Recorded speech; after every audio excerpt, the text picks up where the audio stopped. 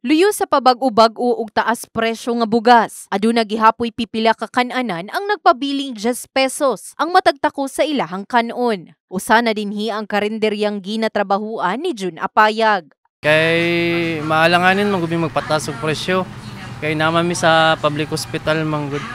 Ngita lamig ka ng barato nga mga bugas pod.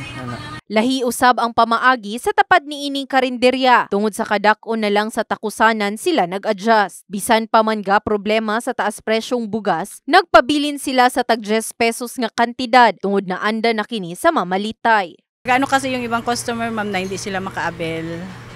Yung mga, siyempre, kagaya lang din natin mahirap. Makaintindi rin tayo sa sitwasyon nila. Kasi yung mga yung mga tao, 'di ba, alam naman po natin na talagang ngayon, hirap ang buhay. Yung mga tao hindi good nila makaya yung price man pag nagmahal. Pag ikinsi namin kahit sinubukan namin noon, hindi talaga sila magwan lalo na kay sa hospital po tayo, puro mga kawawa rin naman.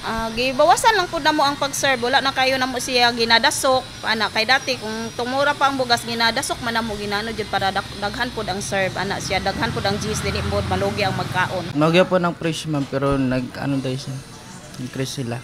Tungod gilift na ang price ceiling nang hinaot ang mga naninda sa kan-anan nga dili na mo pasaka ang presyo sa bugas aron nga dili usab maapektuhan ang ilahang pagnegosyo ingon man ang ilahang mga customer.